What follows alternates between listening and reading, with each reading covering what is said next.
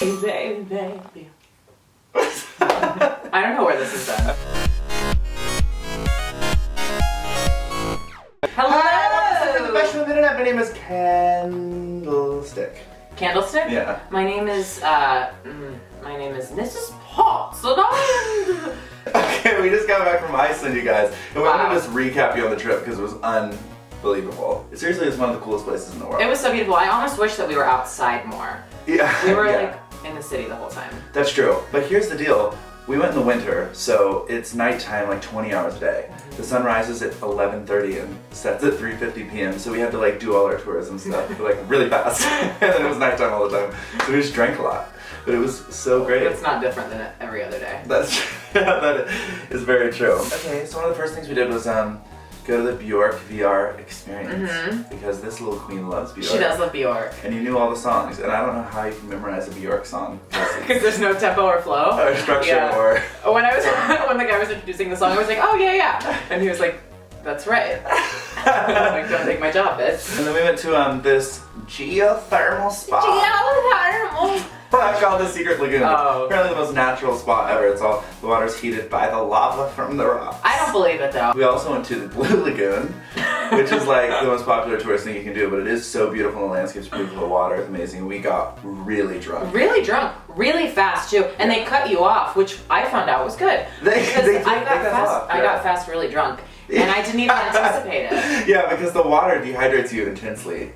Oh. Yeah, and then we were drinking beer after beer after beer because you just scan your little wristband and then they give it to you. No wonder they cut you off. Yeah, you and probably then die in there. Maybe. And then we got out of the water, we were all like, really drunk. We also went ATVing. It was the most masculine I've ever seen you look. It was the scariest thing I've ever done in my life. Really? Yeah, it was very scary. Oh my god! But do you feel like a bigger, stronger person? I feel stronger. I fear.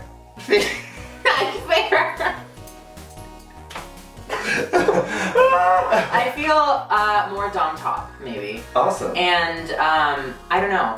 Well, okay, so I went off the track at one point and I had to stop the whole crew. And it was very embarrassing. But he came over and he was like, so you gotta do straightforward, don't turn so much. I was like, okay, I got it. So before we went up a mountain, he came over and he was like, hey, just wanna let you know that we're gonna do some climbing now, so if you're uncomfortable with that, you might wanna like hitch a ride in the back. And I was like, am I gonna die? Like, I truly did think this is the moment where I lose my life, but. There was moments that I felt that way too. Yeah. We were going like up the hill, there were like right to the right of us 2 feet was like a cliff drop off and I was like, don't. With no guardrail. I was like, what? It was a little scary and we had to sign a thing that was like, people get hurt all the time if you die and we're not liable. I was like, cool. Awesome. Yeah, so that was scary, but it was really cool and the landscapes were so beautiful. And that was an amazing experience. It made me really horny. Also, while we were on the tours and stuff, the tour guides would always say there's 29 active volcanoes, and if one erupts, it'll flood this entire area, and everyone dies, and like all the houses will get covered in lava. And they kept telling us these stories as if that's something I wanted to hear. And then we went to a bunch of really delicious restaurants. We ate whale. God. They had this lobster sandwich place that was Bitch, turn me up. Yeah, I know. And we went to a bunch of fun bars. There's one gay bar in Olive Reykjavik, and it's called Kiki Queer Bar. And it was poppin' on New Year's. All straight and gay people go there because it's the only place to really dance there, and it was so much fun. On New Year's, the line was like all the way down the block, and so our friend Candace was like, "We got pentatonics." We let them, and they're like, "We don't care at all." They're like, "No." We're like, "Okay, thank you." So we just got drunker. Oh my gosh! But on New Year's, we went to this. First of all, we had dinner at our Icelandic friend Beard's house, and it was like the most amazing dinner. And then we went and we saw this amazing bonfire, and the fireworks. Everyone at their homes lights fireworks, so it's like around the whole city fireworks are happening. And then the aurora borealis is these northern lights just shone over the top. It felt like a Disney movie. It's like pretty crazy. And we were all like crying and having hearts to hearts. It was really the best New Year's of my life. It was honestly so fun. It was so much fun. We went to a rich guy's house for a house party, and everybody broke all the furniture. I ate lots of macaroons and cheese. We kept playing music. Scott played I jokingly put That's Christmas to Me on at this like hoppin' party, and everyone was like, what is going on? I was so mad. Mitch was so mad. I was like, why would you do that? And I was just dying laughing. I thought it was funny, but not one other person thought it was funny. Yeah, true. Because no one has a sense of humor but me.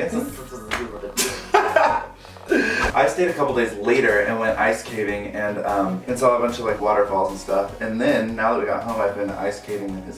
Ew! Just kidding. Okay, yeah, that was our Iceland trip. That was honestly It was really, really fun. It was fun. Brought back lots of souvenirs. And now it's time for our weekly obsession!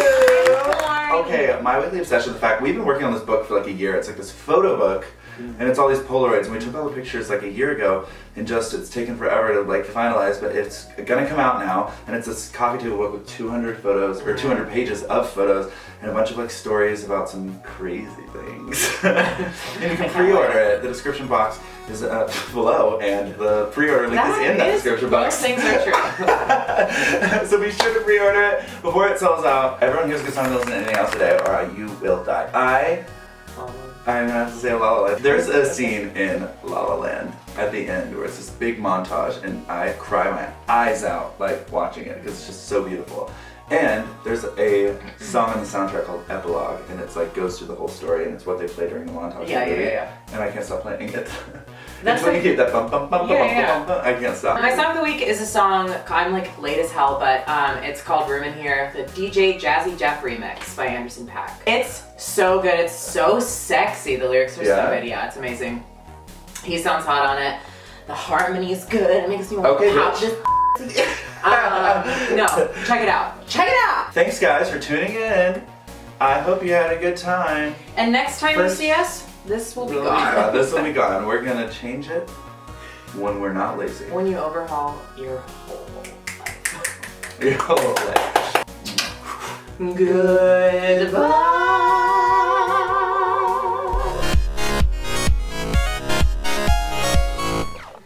This is called a 2017's work. You like that? Let's make that.